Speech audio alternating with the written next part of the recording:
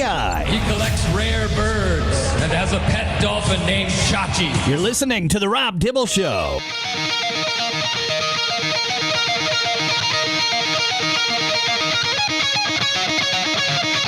Back on The Rob Dibble Show with Ben Darnell in your afternoon drive.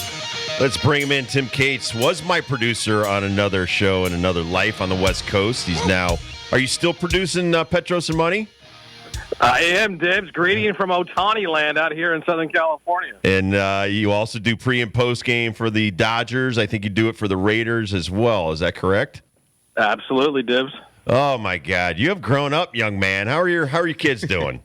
They're doing great. Two of them are in college. I got my third daughter who's a sophomore in high school. And then as soon as she graduates, Dibs, we are out of Southern California and heading somewhere else. Live out the rest of our lives. God bless you, man. You are a great young guy. Let me ask you about the Dodgers first, dude. You have the best of baseball's world. Then you get Ohtani, you get Yamamoto. Let's start with Ohtani. I think the best conversation is how aloof is this guy, and how did his manager not even know he was getting married? That's an interesting question about the marriage because it caught everybody by surprise when he put it out on social media 2 days ago. He addressed it yesterday with the American and Japanese media. The players were caught off guard. I think Dave Roberts said jokingly he was caught off guard. I saw Mike Trout made a comment as well. He's a very secretive person. He's very put to his vest. We saw that through the whole process of who he was selecting to play for in free agency and ultimately choosing the Dodgers when he was in Anaheim for the last 6 years.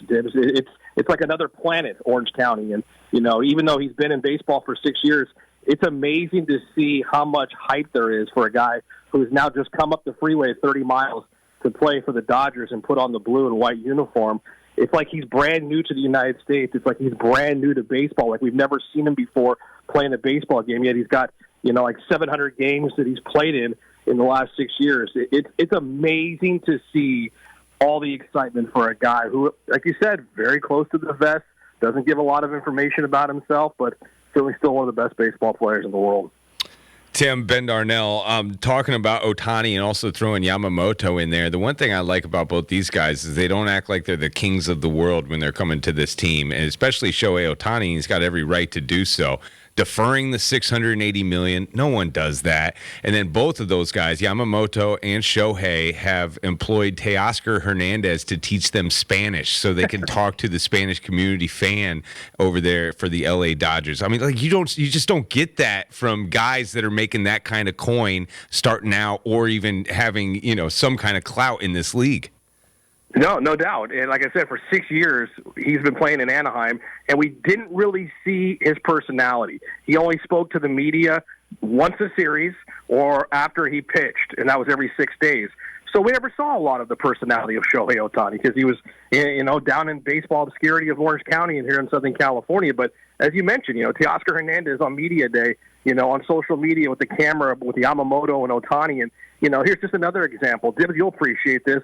There's a language barrier, but these guys are all, meshing together in spring training. They had a chicken wing eating contest that they hold every year. Justin Turner started it like 6 years ago, and they still do it over in Arizona. And the clubbies get involved, the translators, it's to see who can eat the most chicken wings. And not every player shows up. And over the years, not everybody has attended. But this year, there was Yamamoto, there was Shohei Ohtani. Awesome. They were part of the group. They were there. They were laughing. One of the translators won the chicken eating contest. So they're a part of it. They're dialed in. Right. I mean, these guys are part of the group. They're joking around. And, there's a language barrier, and maybe they don't all understand each other, but they understand baseball, and Ohtani and Yamamoto are doing everything they can to try to mix in with these guys in this group of Dodger players. Talking to Tim Cates, who covers the Dodgers, Raiders, Rams, everybody on the West Coast, and Magic Johnson's a part of ownership out there. Everybody knows that. He's the big face out there. But how does Shohei's fame play in with the Lakers and the Clippers and Rams, Chargers? You get the Kings out there. There's so much competition. Is he the biggest thing going right now in LA, bigger than LeBron? By far, Dibs. And you know this market. You know how big the Lakers are. Laker greats, Lakers president, LeBron James. I mean, the Lakers and Dodgers are neck and neck as the most popular franchises here in Los Angeles. But you bring Shohei Ohtani up the freeway and put him in a Dodger uniform. I've lived here my entire life. I've never seen anything like this. Now, I was too young for Fernando Mania, and I know that was huge in 1981, especially with the Latino community here in Southern California, which is large. But to have a guy who's been in the league for 6 years, still, people know who he is. He comes to L.A., and the buzz here daily. What is he saying? What is he doing? What's he doing with his teammates? Anything he does is newsworthy. Every time he took a bat in his first game a couple days ago, there's live break-ins to see what he's doing. What did he say after his first game? So this whole marriage thing caught everybody off guard, and it's something new. It's something we didn't know about him. It's something that's intriguing about Shohei Ohtani on a global scale. I mean, this guy is a rock star into himself. I mean, this guy is the Beatles all combined into one. And I keep saying it because it bears repeating, Dibs. This guy's been here 6 years, played in baseball for 6 years, and was just down the freeway and never had this kind of hype. But he puts on the blue and white, and it's like it's a different world. It's unreal. So many MVPs, so many All-Stars. It seems like the Dodgers are set to just waltz into the NL side of the World Series. But what is their weakness? What is something that could hold them back from that? Starting pitching. Starting pitching is the weakness right now because Tyler Glasnow, we don't know what we're going to get. Guy's been hurt a lot in his career in Tampa Bay. Certainly when he's on, he's really good. Yamamoto, still the great unknown. Looked good in 2 innings of work in spring training game a couple of days ago in surprise against the Rangers, but how is he going to hold up over the course of 162 games and 30 starts? You got Clayton Kershaw not going to be ready for the second half of the season. Walker Buehler's not going to be ready until at least May. And then you've got a bunch of young guys. You got Bobby Miller, you got Emmett Sheehan, you got James Paxton, who they hope to have as the guy in the back end of the rotation, who you know from being the Red Sox. There's just question marks there. When you look at the lineup every day, I mean, you can just pencil in 1 through 8. You know who's going to be there for the most part. But starting pitching-wise, it bit him in the butt last year. That's why they got bounced by the Arizona Diamondbacks. They just didn't have enough pitching. They didn't have enough pitching 2 years ago when they got beat by the San Diego Padres in the NLDS. So starting pitching, while they have a lot of arms that are, supposedly healthy, they haven't an established rotation yet. It's still early. Still got a few weeks before that trip to Seoul, Korea against the Padres and the start of the regular season here in the United States. But starting pitching is going to be a huge question mark. I'm not a Dodgers fan, but I'm so jealous of the team that they have. Freddie Freeman, one of my all-time favorite players, and, of course, Mookie Betts. My wife's a Red Sox fan, so he's one of the greatest Red Sox players to ever play, and now he's a Dodger great. Describe what that's like. I mean, Shohei's not the big man on the block as far as what's already been done as Freddie Freeman and Mookie Betts and some of these other players. He seems to be the draw. But you still have so many great players. I grew up in the 80s watching like the Steve Garveys, Ron Says, Davey Lopes, Dusty Baker, Steve Yeager. They're rock stars. I think. Do the people understand how good they have it being Dodgers fans out there? I think they've realized it since the COVID year of 20 Dibs. And, the word culture gets thrown around a lot as far as is a good culture, bad culture in a locker room or a clubhouse around a team. And ever since Mookie Betts got here, and, he just kind of fed off Clayton Kershaw, Mr. Professional, out there grinding the 4 days between every start. Justin Turner was a big part of that. Very professional, a good clubhouse culture. And that continues when you bring one of the best guys in the world, Freddie Freeman, into a clubhouse. I mean, he's like the mayor of the clubhouse. Everybody loves him. Everybody loves Mookie. Clayton Kershaw is a pitcher in their clubhouse. They get the instant respect. It's a good culture. You don't have to worry about infighting. There's not jealousy amongst anybody. The culture in that clubhouse is really good. Very professional. They know when to come out and take care of business. I mean, these are guys who are getting to the ballpark 4 hours early and chomping at the bit. Freddie Freeman gets upset, Dibs, if he doesn't start. I mean, he wants to play literally every single day. And if you're in that clubhouse, Dibs, how are you going to look in the mirror and look around the clubhouse and say, well, one of the best players in baseball, MVP, a World Series champ, and Freddie Freeman doesn't take a day off. How am I supposed to take a day off? How am I supposed to say I'm tired? My body aches on a day game after a night game in Pittsburgh on a Wednesday. You just don't. You feed off these guys who lead, and they're professional, and they've got this great culture in this clubhouse. Tim, we wanted to pick your brain about some NBA LA. I'll do the Clippers side. What round will the Clippers clip and be golfing? And how is the city taking the new logo that was introduced yesterday? It got announced, and by 3 o'clock in the afternoon. It's like, all right, that's great. because the Lakers then played the Clippers, and the Lakers came back from 21 points down, 19 in the fourth quarter, and it beat the Clippers. And typical, sitting there watching the game, there's Paul George in street clothes, not playing because he's hurt.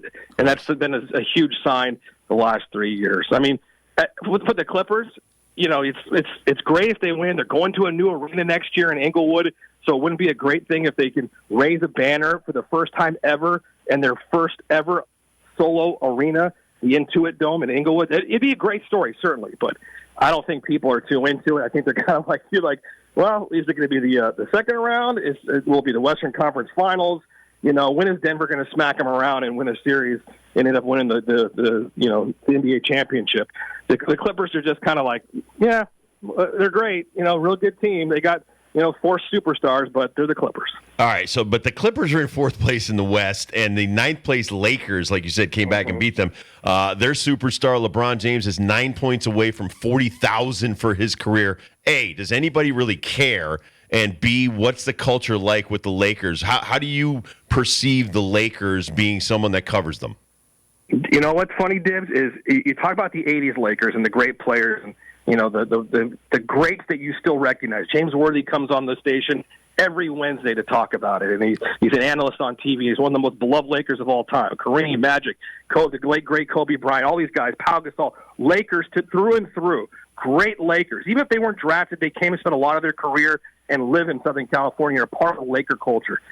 Here we are a few years later, and even though they won a bubble championship, LeBron doesn't feel like a Laker. LeBron's never felt like an L.A. guy.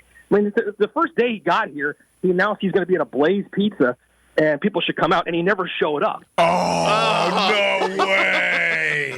That's great. Thanks, LeBron. Psych. I mean, are we doing this or not? And, he's always talking about the days in Cleveland and Miami. It's just he's never felt like a Laker, even though he's been here a few years, and certainly he's won a championship, and now we got the whole, well, if Bronny's available, I'd love to play with Bronny, and, all that stuff that's happening. But LeBron's just never become a Laker to Laker fans.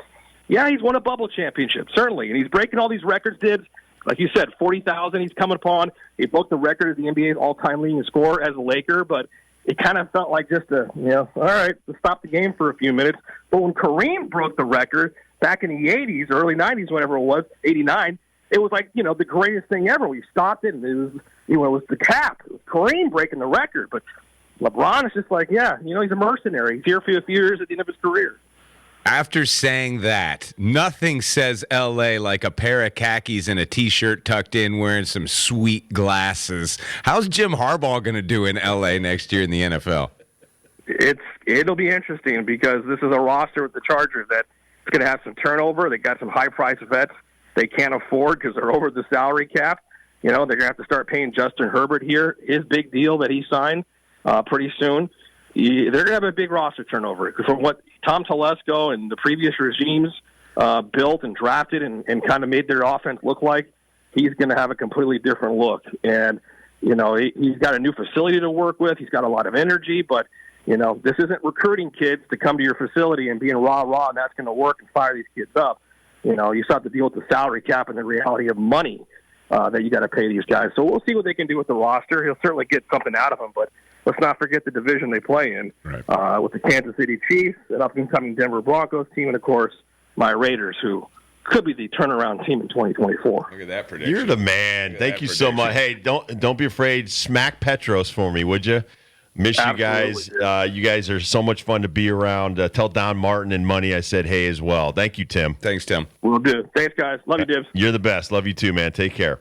Tim Cates, man. He was basically John Ashmead, Kurt Kaplan. I mean, he's Swiss Army knife guy, and so happy for his success. AM 570 out in L.A. It's an iHeart station. You guys want to find it on the app? Go ahead. Yeah, it's fantastic. He does a great job, and you heard all of that. So we'll come back to the first dibs question of the day. Happy Friday, everybody! Get ready to celebrate the weekend. We'll be right back. Wow, nice and easy right now.